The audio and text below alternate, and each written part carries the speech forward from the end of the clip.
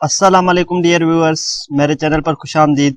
Sindh public service commission की जानिब से 2024 की जो जॉब्स अनाउंस की गई थी, एडवर्टाइज नंबर 3 जो 10 जून 2024 को अनाउंस की गई थी, उसके बारे में हमने वीडियो भी रखी थी और उसकी जो है अब अकाउंटेंट बीपीएस 17 और दूसरे जो भी जॉब्स थी उनके सिलेबस अपलोड कर दिए गए हैं। तो जैसा कि मेरा ताल्लुक कॉमर्स की फील्ड से, मैंने बैचलर कॉमर्स किया हुआ है, एमएस कॉमर्स किया हुआ है और अभी एज ए कॉमर्स की टीचिंग फैकल्टी के तौर पे काम कर रहा हूँ।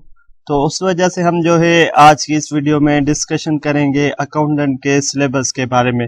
मेरा जो भी एक्सपीरियंस रहा है एसपीएससी के थ्रू, डिफरेंट जो है मल्टीपल जो टेस्टिंग सर्विसेज हैं उनकी जॉब्स की मैंने टेस्ट दी है, तो उसके हिसाब से इन्होंने जो सिलेबस दिया है वो जस्ट इन्होंने बता दिया है कि जर्नल इंग्लिश जो है 20% होगी और एकेडमिक जो है 80% होगी। तो ये जो अकाउंटेंट की जॉब थी जिसमें बैचलर डिग्री वाले अप्लाई कर सकते थे जो कॉमर्स फाइनेंस से रिलेटेड थे और उसके साथ साथ एसीसीए वाले एलिजिबल थे।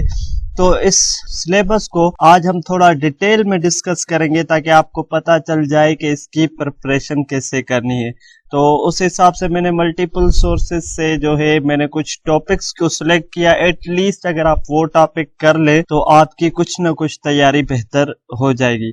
और जितना भी अपनी फील्ड को पढ़ा जाए, अकाउंटेंसी को पढ़ा जाए, कम है, लेकिन अगर आपको क्विक तैयारी करनी है तो ये जो मैं आपके साथ सिलेबस डिस्कस कर रहा हूं तो आप इसको देखेंगे और हम कोशिश करेंगे कि इन्हीं टॉपिक्स पे आगे वीडियोस भी बनाएं। तो ये सिलेबस है जो 20% इंग्लिश जिसमें है और 80% जो है एकेडमिक है। तो इंग्लिश में मोस्टली जो है हर टेस्ट में, चाहे आप फील्ड रिलेटेड टेस्ट दे रहे हो चाहे आप जर्नल टेस्ट दे रहे हो, तो आपको इंग्लिश को सामना करना ही करना है। तो उसमें जो है बहुत से जर्नल टॉपिक्स होते हैं जिसकी आपको तैयारी करना लाजमी है। जैसे आपको ग्रामर में अगर करनी है तो उसमें आपको टेंसेस को अच्छे से पढ़ना होगा, प्रीपोजिशंस को अच्छे से पढ़ना होगा, कंजक्शंस को अच्छे से पढ़ना होगा और subject verb agreement. Subject verb agreement क्या होता है कि अगर हमारे पास सिंगुलर सब्जेक्ट्स होते हैं तो हम उनके बिहाफ पे जो वर्ब करते हैं, ऐसे ही जो है सब्जेक्ट और वर्ब का एग्रीमेंट होना लाजमी होता है। तो सब्जेक्ट ऐसे सब्जेक्ट वर्ब एग्रीमेंट है, उसके साथ साथ आर्टिकल्स है, उसके बाद जो है वोकेबलरी है, उसमें सिनोनिम्स है, एंटोनिम्स है, कॉमनली जो कंफ्यूजिंग वर्ड्स होते हैं, उसके बाद एडियम्स एंड फ्रेजेस हैं। और जो थर्ड चीज आती है मोस्टली वो आती है कॉम्प्रिहेंशन, रीडिंग कॉम्प्रिहेंशन, जिसमें आपको पैसेज दिया जाता है और पैसेज में से ही आपको आंसर ढूंढने होते हैं। तो ये चीजें ये इंग्लिश के पोर्शन में इम्पॉर्टेंट है। और उसके साथ साथ अगर हम एकेडमिक की बात करें तो अकाउंटेंट की जॉब है तो ऑब्वियसली सबसे पहले जो है आपको बेसिक अकाउंटिंग, जिसको हम प्रिंसिपल्स ऑफ अकाउंटिंग कहते हैं, वो क्लियर होनी चाहिए। उसमें जो है आपको सबसे पहले फंडामेंटल अकाउंटिंग कॉन्सेप्ट्स, जितने भी अकाउंटिंग कॉन्सेप्ट्स है हम आगे कोशिश करेंगे कि इन पे डिटेल्ड वीडियो बनाए, आपको एक एक कॉन्सेप्ट अच्छे से समझाएं। और उसके बाद जो है डबल एंट्री सिस्टम है, डबल एंट्री सिस्टम कैसे काम करता है, डबल एंट्री सिस्टम है क्या, तो वो सारा आपको कवर करना है। उसके बाद अकाउंटिंग इक्वेशन से रिलेटेड बहुत से एमसीक्यूज आ जाते हैं। कभी कभार अकाउंटिंग इक्वेशंस को डिफरेंट वेज में जो है, कभी कभार अकाउंटिंग इक्वेशन की किसी ट्रांजैक्शन पे आपके पास क्वेश्चन आ जाता है कि इंक्रीज होगी डिक्रीज होगी, तो ऐसे आपको अकाउंटिंग इक्वेशन को क्लियर करना है। उसके बाद जो मेजर टॉपिक्स हैं वो अकाउंटिंग स्टैंडर्ड्स है, उसमें आपको आईएफआरएस को पढ़ना है, जनरली एक्सेप्टेड अकाउंटिंग प्रिंसिपल्स को पढ़ना है।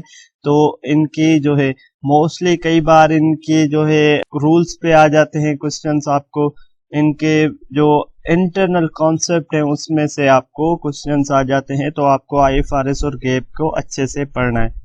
उसके बाद मेजर जो अकाउंटेंट के लिए काम होता है वो प्रिपरेशन ऑफ फाइनेंशियल स्टेटमेंट होता है।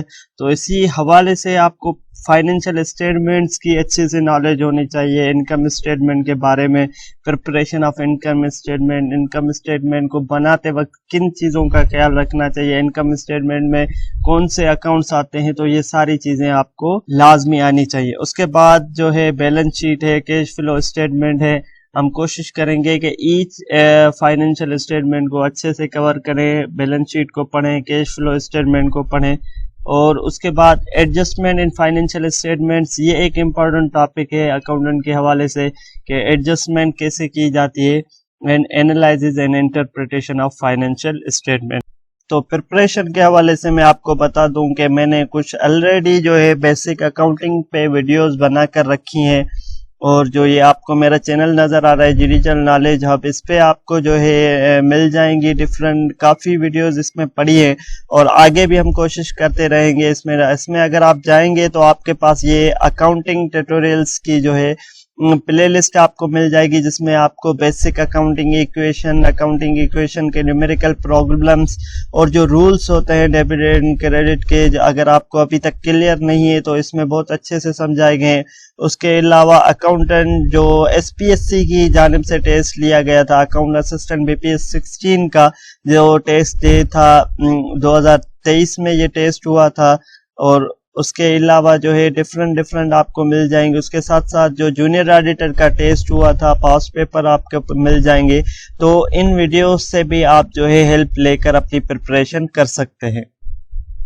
अब जो है जैसे कि अकाउंटेंट की जॉब है तो हर तरीके से आपके क्वेश्चन आ सकते हैं, तो उसके लिए हमारे पास कॉस्ट अकाउंटिंग भी जो है उसके भी आपको कुछ टॉपिक अच्छे से कवर होने चाहिए, जैसे कॉस्ट कॉन्सेप्ट्स हैं, डिफरेंट कॉस्ट क्लासिफिकेशंस हैं, उसके अलावा कॉस्टिंग मेथड्स है, job costing, process costing, activity based costing, job costing क्या है, कौन सी ऑर्गेनाइजेशंस में यूज होती है, प्रोसेस कॉस्टिंग क्या है, कब हम यूज करते हैं, और एबीसी कॉस्टिंग जिसको हम एक्टिविटी बेस्ड कॉस्टिंग भी कहते हैं, तो कब यूज करते हैं, ये सारी चीजें आपको अच्छे से क्लियर होनी चाहिए। उसके बाद बजटिंग एंड वेरिएंस एनालिसिस इंतहा इम्पोर्टेंट टॉपिक रहा है जो है कॉस्ट अकाउंटिंग का। तो ये आपको टॉपिक्स कुछ हैं, इससे ज़्यादा जितना आप कवर करना चाहें, बट एटलीस्ट ये टॉपिक्स जो हैं इन पे मैंने क्वेश्चंस देखे हैं, जो मैंने टेस्ट दिए हैं उनमें मैंने खुद जो है फेस किए हैं, तो इसीलिए ये टॉपिक्स मुझे लगे कि इम्पोर्टेंट है। उसके अब हमारे पास आ जाती है मैनेजमेंट अकाउंटिंग, जिसमें आपको फाइनेंशियल प्लानिंग एंड कंट्रोल के बारे में जो है पता होना चाहिए। इसका एक रेशो एनालिसिस है, रेशो के आपको फार्मूलाज तो याद होने ही होने चाहिए, लेकिन उसके साथ उसकी कैलकुलेशन कौन से रेशो किस चीज़ के होते हैं और रेशो हमें किस चीज़ में हेल्प करते हैं, डिफरेंट रेशोज की इंटरप्रिटेशन डिफरेंट होती है, तो वो इंटरप्रिटेशन आपको आनी चाहिए। उसके साथ साथ जो है manager costing and break even analysis भी एक इंतहा इम्पोर्टेंट, इसके डिफरेंट एमसीक्यूज देखें, हर टेस्ट में जो है 3 से 4 डिफरेंट एमसीक्यूज देखें। एज अ अकाउंटेंट जो है आपका हर तरीके से आपको हर इंटरनल एक्सटर्नल अफेयर्स को डील करना होता है, तो इसलिए जो है आपको टैक्सेशन की भी नॉलेज होनी चाहिए, बेसिक जो है income tax computation, goods and sale tax के बारे में, और अदर रिलेवेंट जो भी टैक्सेस के बारे में है उसके। और जो इस ऑडिटिंग भी है, ऑडिटिंग आपको आनी चाहिए। पहले हमें तो अपनी फील्ड के अकाउंटिंग के ज़्यादा से ज़्यादा प्रिपरेशन करनी है। उसके बाद जो उससे रिलेटेड डिफरेंट जो सब्जेक्ट्स हैं उनके कुछ इंपॉर्टेंट टॉपिक्स कवर करने हैं, अगर उनमें से भी एमसीक्यूज आ जाएं तो आप लेक ना करें। तो ऑडिटिंग में भी आपको basic principles and techniques of auditing, internal control system आना चाहिए, टाइप्स ऑफ जो है ऑडिट रिपोर्ट्स। क्योंकि अकाउंटेंट का ये काम होता है एक एरर एंड फ्रॉड्स को रोकना। अगर एरर एंड फ्रॉड्स होंगे अकाउंट तो जो है ऑडिटर आएगा, उसको मसला दिखेगा तो ऑर्गेनाइजेशन के लिए मसला होगा, और जो अकाउंटेंट है जो रिस्पॉन्सिबल है उसके लिए खतरा होगा। तो इसलिए ऑडिटिंग की नॉलेज भी अकाउंटेंट के लिए ज़रूरी होती है। तो ऑडिटिंग, टैक्सेशन और जो है फील्ड रिलेटेड नॉलेज है, ये सारे टॉपिक्स हैं। उम्मीद करता हूँ कि ये सिलेबस आपको प्रिपरेशन करने में हेल्पफुल साबित होगा। मैं उम्मीद करता हूँ कि आप अपनी प्रिपरेशन स्टार्ट करेंगे, बहुत जल्द स्टार्ट करेंगे, और उसके साथ साथ आप पढ़ते रहेंगे, तो होपफुली आपकी जो है टेस्ट अच्छी होगी और इंशाल्लाह आगे कामयाब भी होंगे। मजीद ऐसे इंफॉर्मेटिव वीडियोस के लिए मेरे चैनल को लाइक करें, सब्सक्राइब करें, ताकि आने वाली जो भी नई वीडियो वो आप तक पहुँच सके। अल्लाह हाफिज़।